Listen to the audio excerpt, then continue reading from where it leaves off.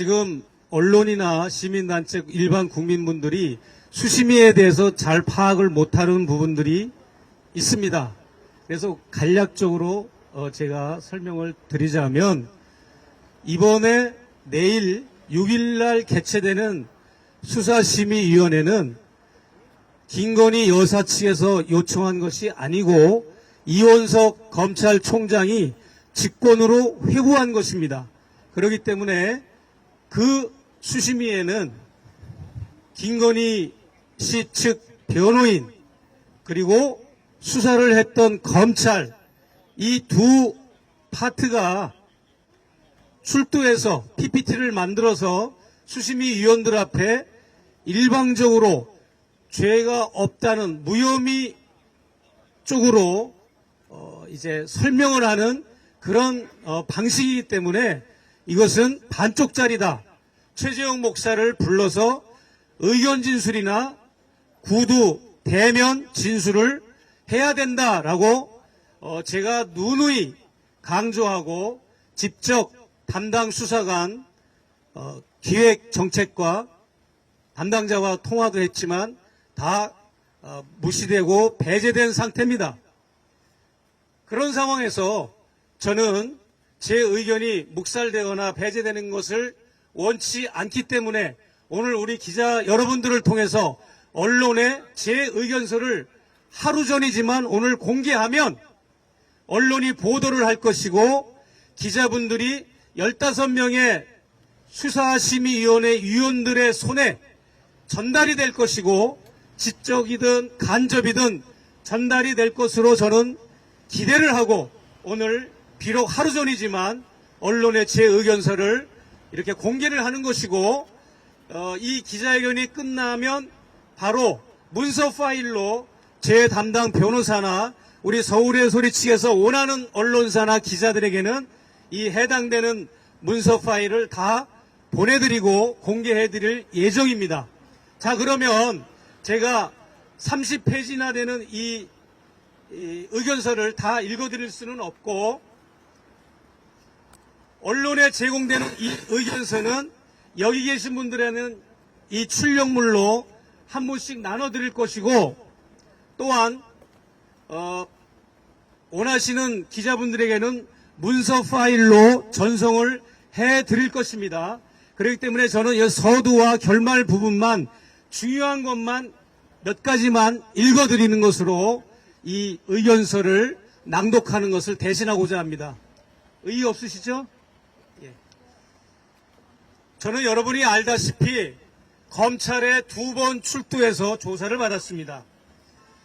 그런데 이미 언론에도 보도가 된 것처럼 제가 조사받을 때 담당 검사는 제가 이미 출연한 유튜브에서 이미 공개된 유튜브 내용을 캡처하거나 유튜브에서 그 워딩을 발췌해서 그것을 바탕으로 사실관계 확인을 정리를 했더군요.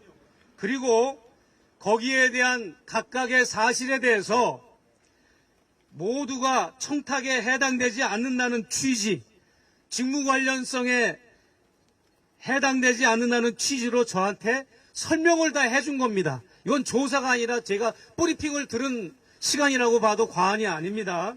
그렇게 했고 그런 다음에 검사가 저에게 설명을 해준 다음에 타당한 근거와 논리를 발췌해서 저한테 강조를 해줬습니다. 그리고 마지막으로 저에게 담당 검사가 이런 취지이지요? 이러한 취지로 보이는데 맞지요? 이거는 청탁이 아니지요? 이런 방식으로 유도신문으로 저에 대한 조사가 이루어졌습니다. 저와 이명수 기자에 대한 각각의 조사가 이런 방식으로 이루어졌던 것입니다. 그래서 저는 선물을 주고 부탁한 행위가 청탁에 해당되지 않고 직무 관련성이 존재하지 않는다는 검찰 측 논리와 근거에 대해 어느 정도 수긍하는 형태로 소극적으로 답변을 하는 것이 이번에 검찰의 2차례 조사 과정의 전부였습니다. 검찰 측에서 청탁이 아니고 직무 관련성이 존재하지 않아 보인다고 먼저 이야기를 하고 구체적인 근거와 이유를 들어서 설명을 하니까 피의자인 저의 입장에서 적극적으로 맞서서 이를 반박하거나 청탁이 맞고 직무 관련성이 인정된다고 강하게 주장하기는 어려운 상황이었습니다. 그래서 저는 그럼에도 불구하고 청탁이라는 취지로 이야기를 하기도 했고, 또 이것은 감사의 의미도 있지만 김건희 씨를 만나고자 하는 티켓팅의 명목도 있고 관계 유지의 명목도 있고 청탁의 의미도 있다라고 마지막 최후진실 부분에서는 제가 진술하기도 했으나 그것은 받아들여지지 않았고, 결론적으로 검찰 조사는 이 사건에서 최재형 목사의 그 부탁은 청탁에 해당되지 않았고 직무 관련성이 존재하지 않는 것으로 정리되고 수사가 종결되었습니다. 그렇기 때문에 저는 그날 검찰에서 진술하지 못했던 부분, 그 다음에 담당 검사의 유도신문에 제가 충분히 진술하지 못했던 부분을 오늘 이 입장문에 다 담았습니다. 오늘의 이 입장문은 두 가지로 구분이 됩니다. 입장문이 두 가지입니다.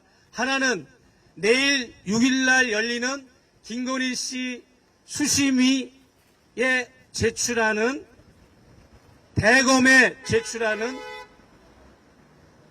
의견서가 있고, 하나는 9일날 최재형 목사가 요청한 수사심의위원회를 개최할 것인지 말 것인지에 대한 부의심의가 9일날 다음 주 월요일날 개최되는데, 그 부심의에 제가 제출하는 의견서가 또 따로 있습니다. 오늘 두 곳에 각각 따로따로 내는데 내용도 좀 다릅니다.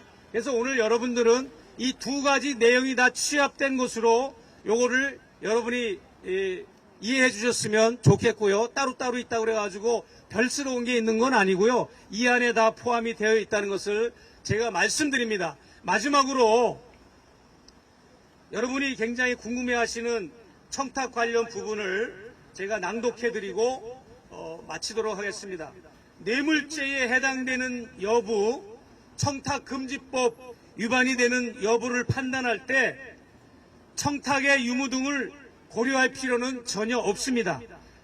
금품 수수 시기와 직무 집행 행위의 전후를 가릴 필요도 없다는 것이 우리 대법원의 그동안의 판례입니다. 또한 우리 판례는 공무원의 직무 관련성에 대해서도 굉장히 넓게 판단하고, 대통령의 경우에는 막강한 권한을 고려하여 특별한 사정이 없는 한 수수된 금품은 대통령의 개별적 또는 포괄적 직무 행위와 관련이 있다고 보고 있습니다.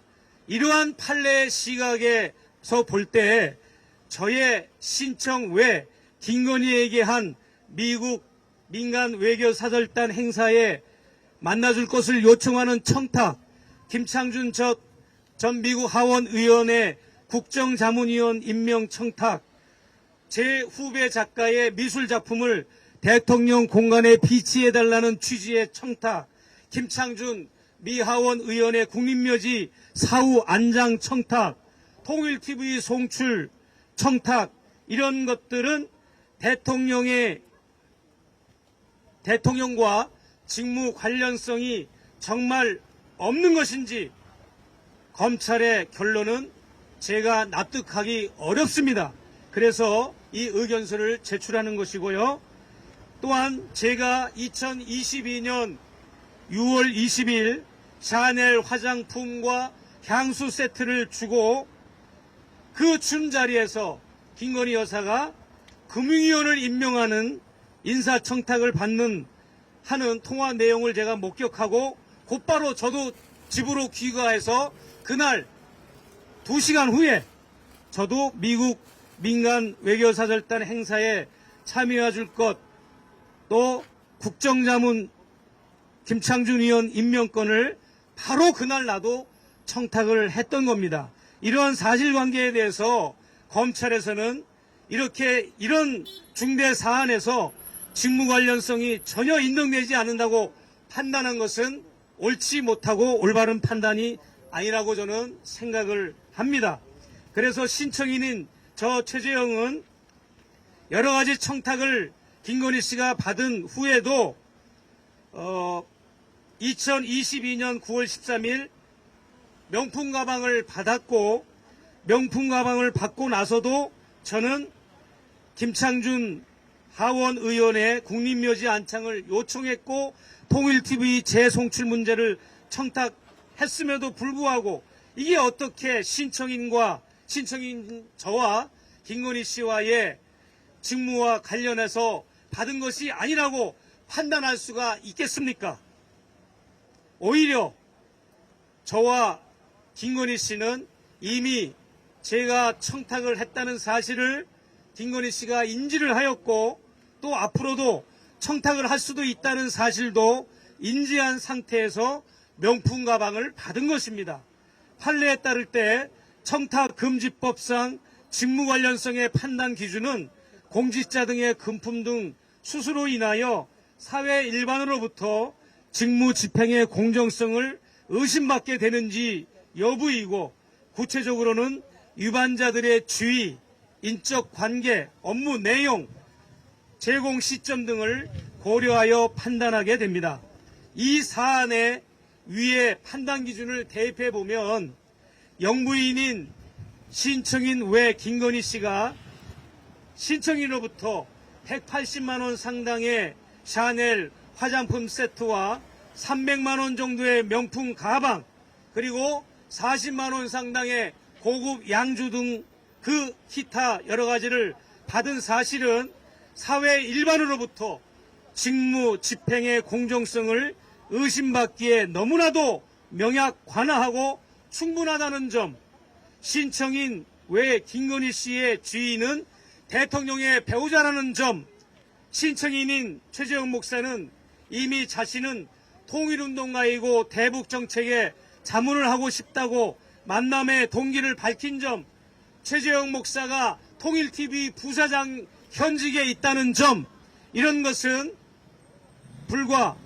선물을 주고받기 5개월밖에 안 된 사이라는 점, 대통령의 업무는 매우 광범위하고 막강한 점, 대통령에 취임하고 나서 얼마 되지 않은 시점에 선물을 주고받은 점, 이러한 점들을 고려하면 상식적으로 판단해도 신청인 최재형과 김건희의 행위는 능히 청탁금지법 위반에 해당된다고 할 것입니다.